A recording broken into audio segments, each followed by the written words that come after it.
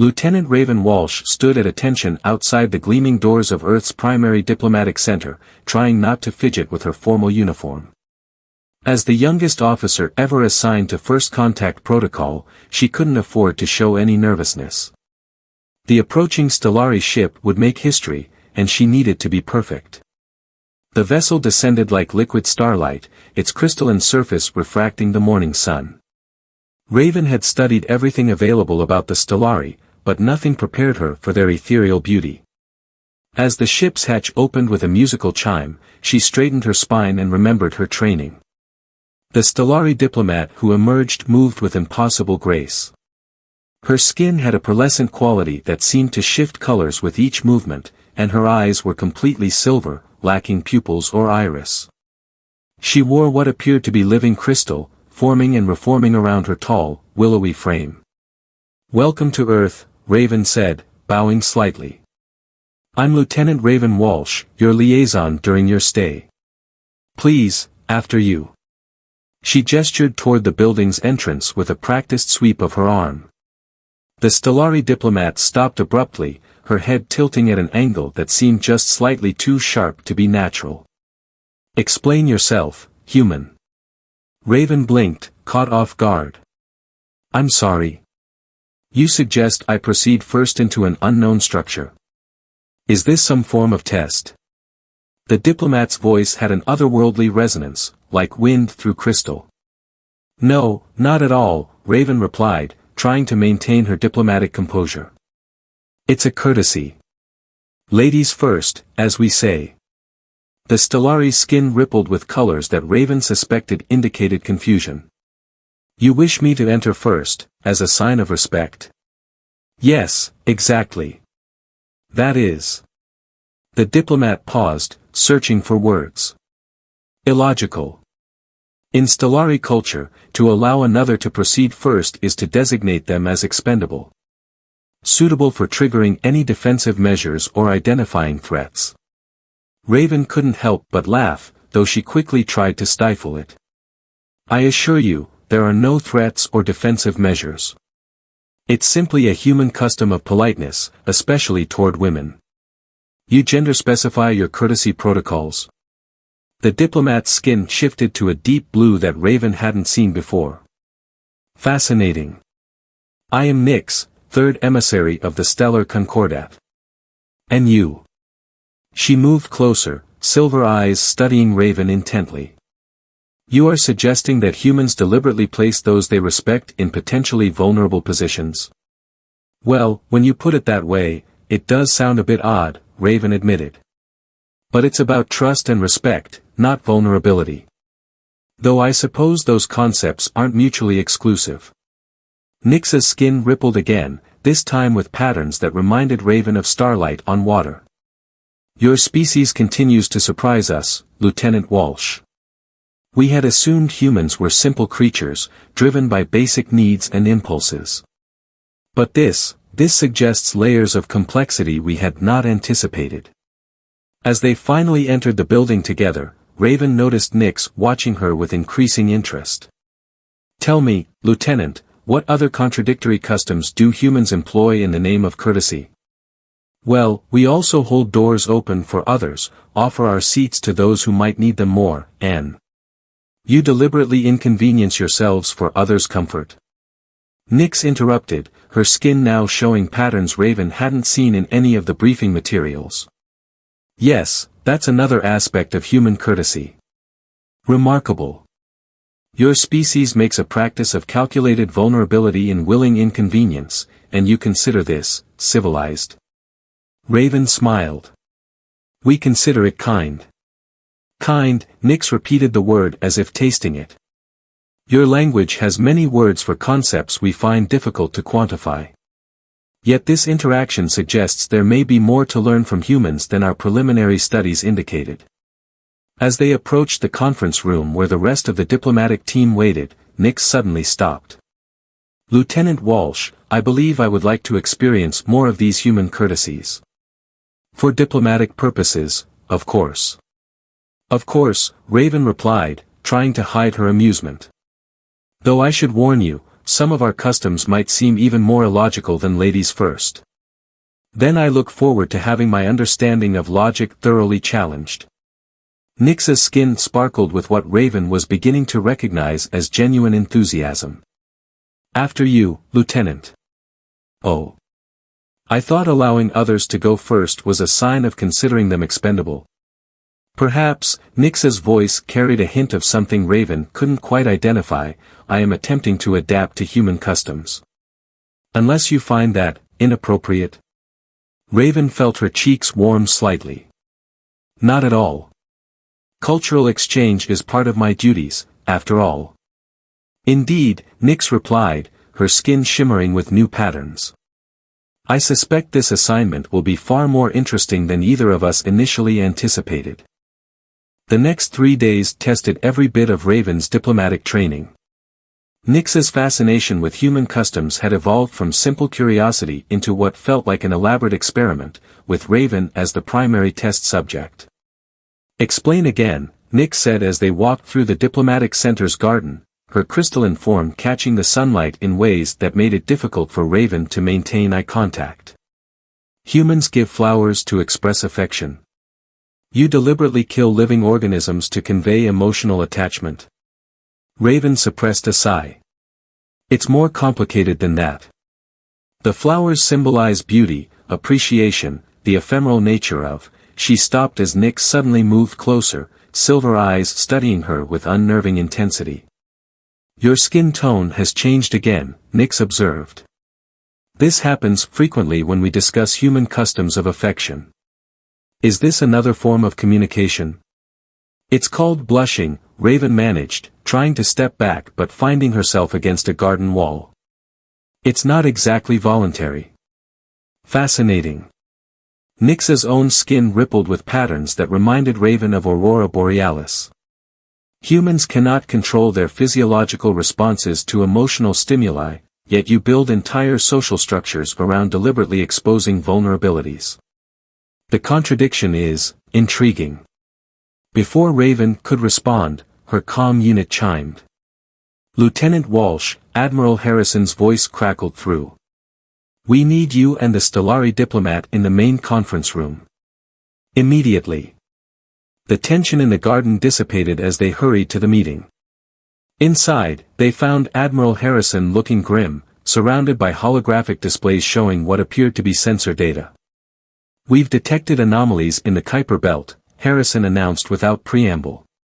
Energy signatures that match neither human nor known Stellari technology.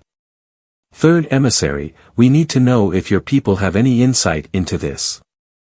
Nyx's skin shifted to a deep, midnight blue. Show me the data patterns. As she studied the holographs, her crystalline form seemed to resonate with the same frequencies displayed.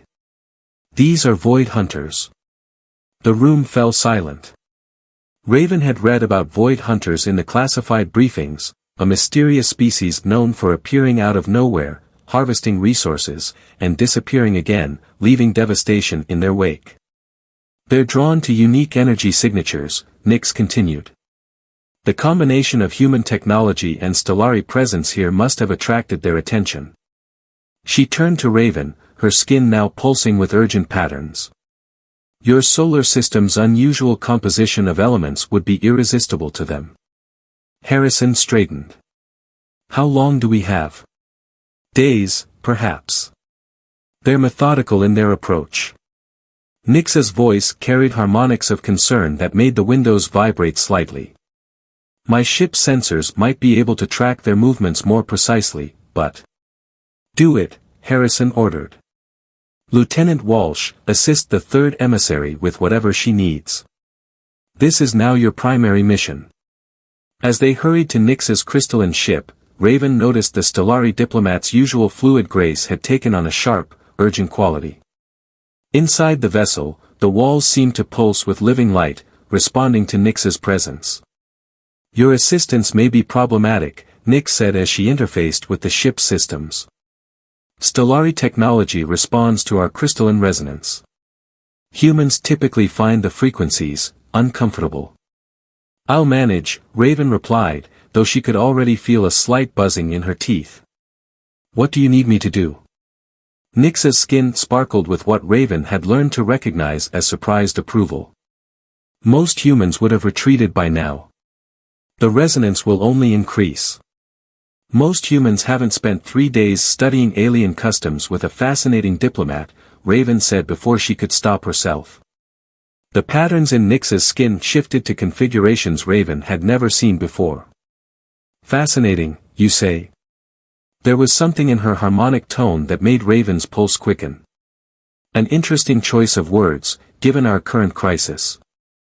I didn't mean, Raven began, but Nyx raised a crystalline hand.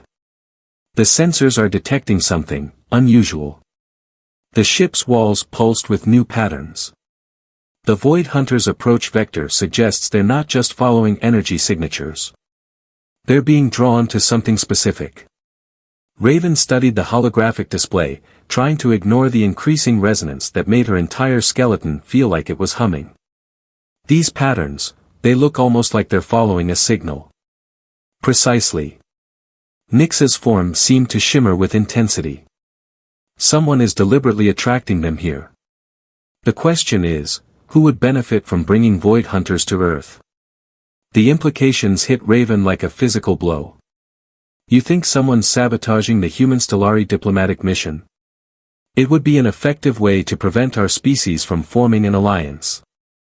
Nyx's voice carried harmonics of frustration. Though I admit, I find myself, personally invested in preventing such an outcome.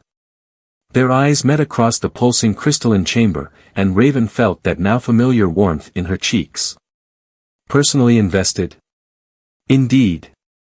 Nyx moved closer, her crystalline form resonating at frequencies that made Raven's heart race, though she wasn't entirely sure it was just the vibrations causing that effect. I find human customs increasingly compelling. It would be unfortunate if our cultural exchange were cut short. Before Raven could respond, the ship's sensors erupted with new data.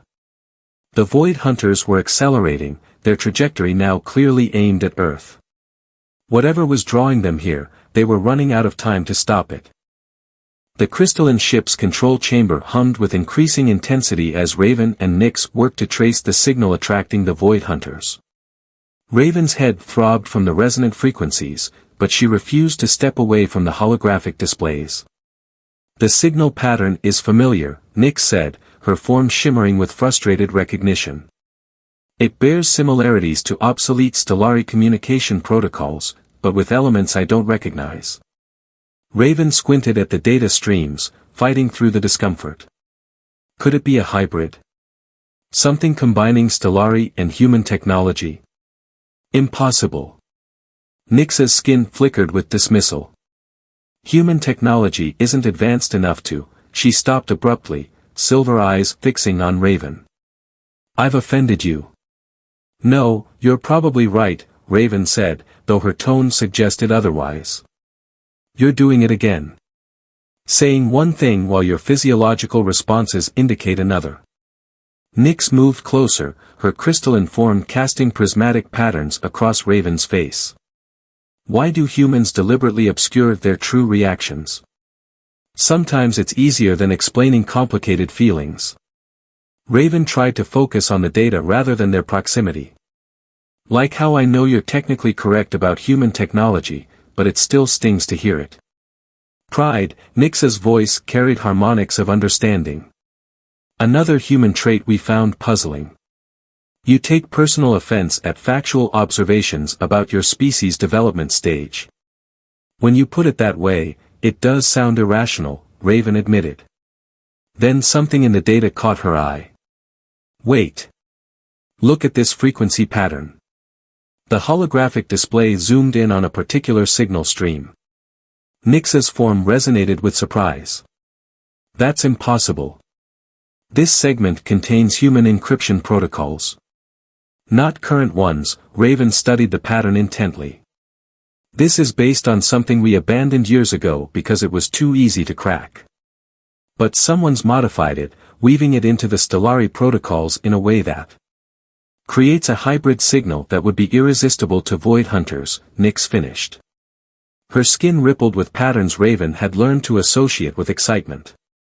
Your species may be at an earlier development stage, but your ability to adapt and modify existing technology is remarkable. Was that a compliment hidden in scientific observation?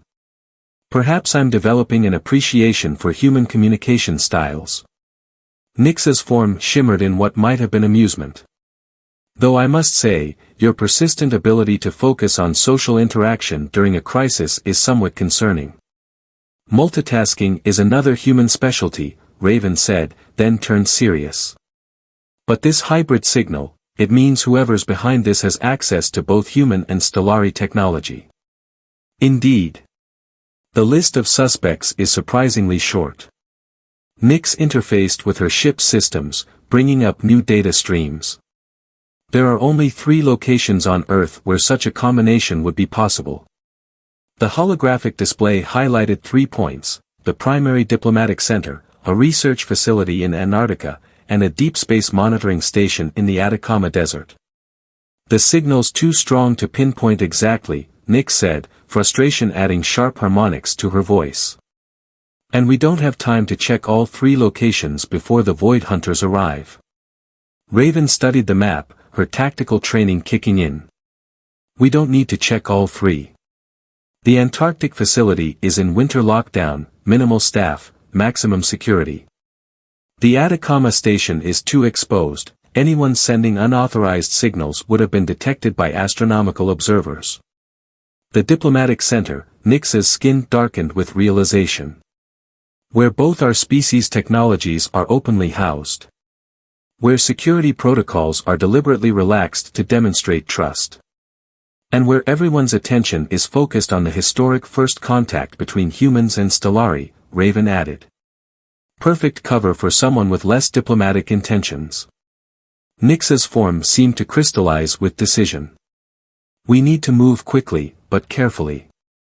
If we're wrong, we'll have diplomatically embarrassed ourselves and possibly damaged human-Stellari relations, Raven finished. But if we're right and do nothing, the Void Hunters will strip this solar system of resources, leaving both our species to deal with the consequences. Nix's skin rippled with complex patterns. I find myself experiencing what humans might call a dilemma. What do you mean? Stellari protocol would dictate informing our respective authorities, waiting for consensus, following established procedures. Her form shimmered with what Raven had learned to recognize as uncertainty. But I find myself drawn to a more human approach. You mean breaking some rules to prevent a bigger disaster? Raven couldn't help smiling. Careful, that kind of thinking might get you accused of being corrupted by human irrationality. Perhaps. Nix moved closer, her crystalline form resonating at frequencies that made Raven's skin tingle. Some corruptions are worth the risk. Your species' ability to act decisively, even imperfectly, in crisis situations is admirable. Their eyes met, silver and human, holding a gaze that carried meanings neither species had vocabulary to fully express. The ship's sensors chimed an urgent alert, breaking the moment. The Void Hunters had crossed Neptune's orbit.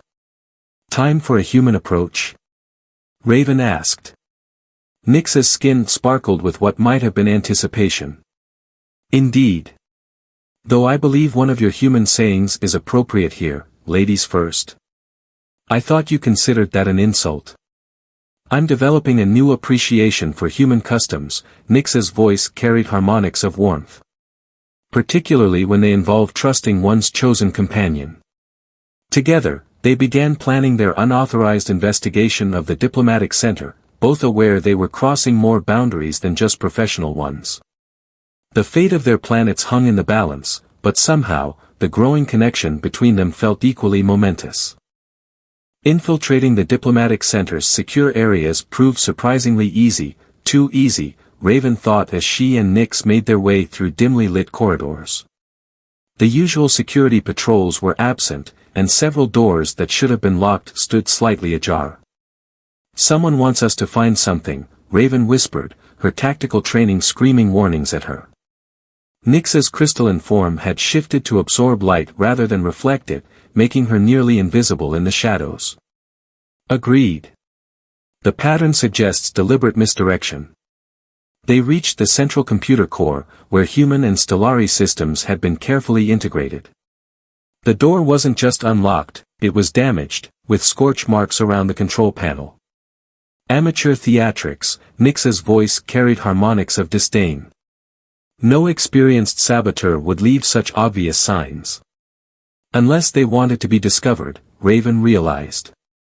This isn't just about attracting the Void Hunters, someone's trying to manipulate how we respond to the threat. Inside the core room, screens flickered with cascading data. A figure stood at the main console, their back turned, a shape that seemed to shift between human and crystalline forms. Impressive deduction, the figure said without turning. Though I expected you'd take longer to piece it together. The voice was neither human nor Stellari, but something in between. As the figure turned, Raven gasped. Its form was a grotesque hybrid, partly crystalline like a Stellari, partly flesh like a human, with neither aspect fully realized. Dr. Voss, Nyx's skin pulsed with recognition and horror. You were exiled from the Concordat for prohibited transformation experiments. Exiled for pursuing perfection, the hybrid creature corrected. For daring to imagine something greater than either of our limited species. Its partially crystalline face shifted in what might have been a smile. And now you've provided me the perfect opportunity to prove my theories. By bringing the Void Hunters here. Raven's hand moved toward her sidearm. You'll destroy both our worlds. I'll force them to evolve, Voss countered.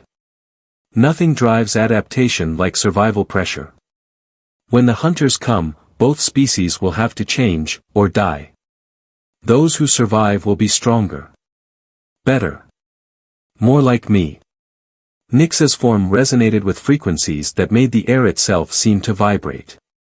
You've corrupted everything our species represents. The Concordat was right to cast you out. The Concordat is stagnant. Humans are primitive. Both species need catastrophic pressure to achieve their potential. Voss's hybrid form rippled. Surely you see it. You two have already begun changing each other. Breaking protocols. Crossing boundaries. Becoming something new. That's different, Raven said, though she felt Nyx tense beside her. We're learning from each other, not trying to forcibly merge our species. Such human sentiment, Voss sneered. Always letting emotions cloud your judgment. And you, he turned to Nyx, letting yourself be infected by human irrationality. You were once a pure expression of Stellari logic. I was incomplete, Nyx's voice carried new harmonics, ones that made Raven's heart race. Understanding humans hasn't corrupted me, it's expanded me. There is wisdom in their seeming irrationality, strength in their apparent weakness. Pretty words, Voss reached for the console. But ultimately meaningless. The Void Hunters have passed Uranus's orbit. Soon, they'll be here, and both our species will face the ultimate test of adaptation. Raven saw his fingers move toward a key sequence. Without thinking, she drew her weapon and fired.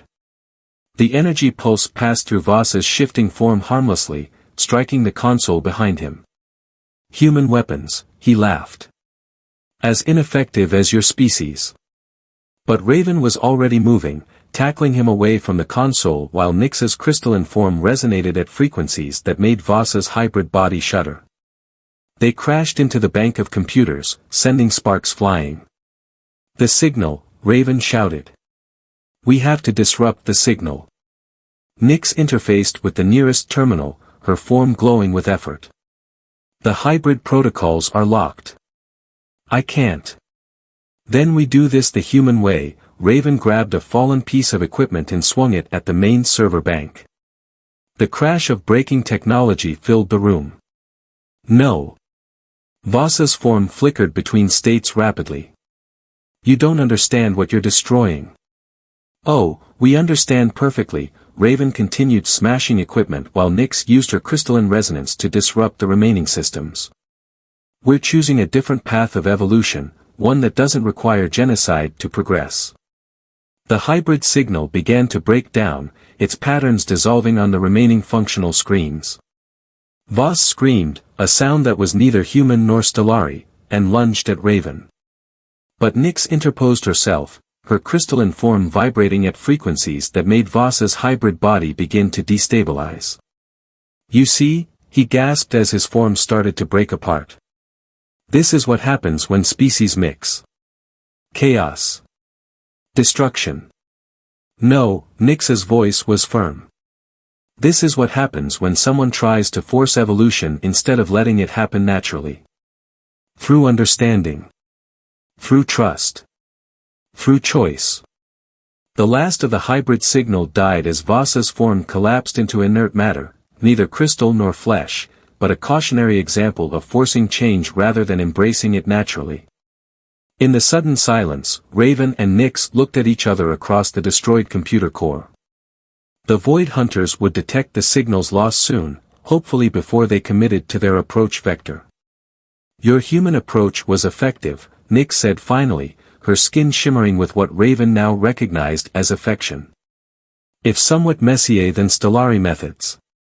"Sometimes mess is good." Raven moved closer, drawn to the way Nyx's form seemed to pulse in harmony with her own heartbeat. "It means we're not afraid to get our hands dirty for what matters." "And what matters to you, Lieutenant Walsh?" Their eyes met in the flickering emergency lights, silver and human, both understanding that they'd crossed a point of no return, not just for their species, but for themselves. The aftermath of the crisis unfolded in ways neither Raven nor Nyx could have predicted. As they stood before the combined Human-Stellari Council, the destruction they'd caused in the computer core seemed minor compared to the diplomatic tremors their actions had created. Admiral Harrison spoke first, his voice carefully neutral. "Let me understand this. You two discovered a threat to both our worlds, infiltrated a secure facility, destroyed millions in equipment, and prevented an invasion by Void Hunters, all without requesting official authorization." "Yes, sir." Raven stood at attention, though she felt Nyx's crystalline form resonating with support beside her. "We determined that standard protocols would have delayed our response beyond the critical window for action." "Fascinating," the Stellari High Counselor's form shimmered with complex patterns. "Third Emissary Nyx, you agreed with this human approach rather than following Concordat procedures?" "I did," Nyx's voice carried harmonics of certainty. The situation demonstrated that sometimes human instinct for immediate action proves more effective than careful deliberation. The council chamber filled with murmurs, both vocal and crystalline. Raven noticed several Stellari delegates exhibiting color patterns she'd never seen before, while human officials whispered among themselves. "Perhaps," the High Counselor continued, "this incident reveals something significant about both our species. Third Emissary, your reports on human customs have been illuminating. Particularly their practice of showing respect through voluntary vulnerability." "Ladies first," Nyx said, earning surprised looks from the Stellari delegation. "A custom I once found illogical, but now understand represents a profound truth about human nature. They build trust by choosing to be vulnerable." Admiral Harrison leaned forward. "And we've learned that Stellari caution and precision complements human instinct and adaptability." Lieutenant Walsh's reports on Stellari culture have changed how we view potential cooperation between our species. Which brings us to the matter at hand, the High Counselor's form crystallized with formal intent.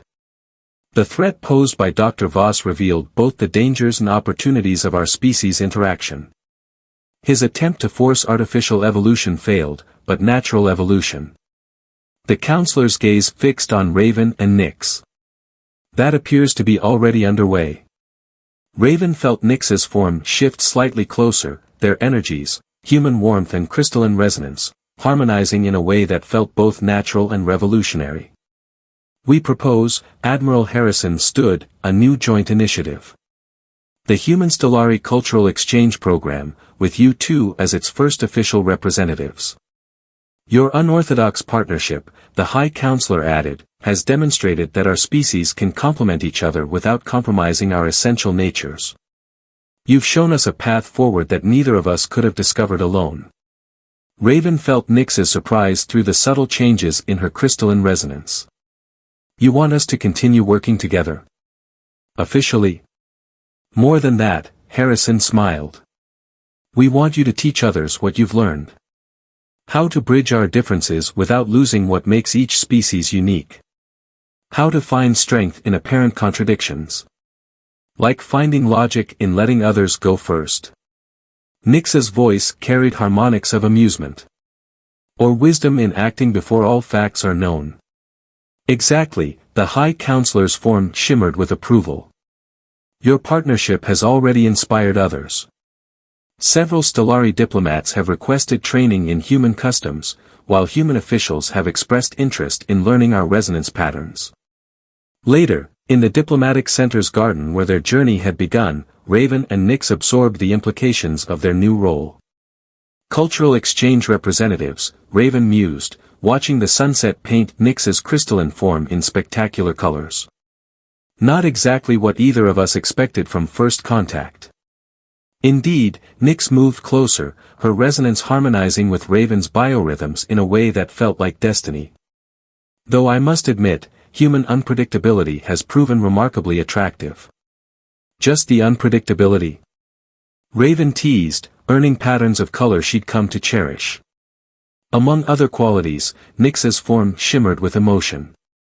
Your species' capacity for trust, for choosing vulnerability as a path to strength, it changes everything we thought we knew about evolution and progress. And your species' ability to see patterns we miss, to bring precision to our chaos, it makes us better. Raven reached out, her hand passing through Nyx's crystalline field in a gesture that sent ripples of harmony through both of them. Together, we're more than either of us could be alone. A truth Dr. Voss never understood, Nyx observed. Real evolution can't be forced. It happens naturally, through choice and trust and love. Raven suggested softly. The patterns that bloomed across Nyx's form were entirely new, a symphony of colors and resonances that spoke of possibilities neither species had imagined before their meeting. Yes, Nyx's voice carried harmonics that made Raven's heart sing. Another human concept I once found illogical, but now. She gestured toward the garden entrance. Ladies first. Raven laughed, the sound mixing with Nyx's crystalline tones in perfect harmony. I thought you considered that a tactical vulnerability. Perhaps, Nyx's form pulsed with joy, some vulnerabilities are worth choosing. When shared with the right person. Together, they stepped into their new future, living proof that the greatest evolutionary leaps come not from force or crisis, but from the willing embrace of difference, the choice to trust, and the courage to let love bridge the gaps between stars.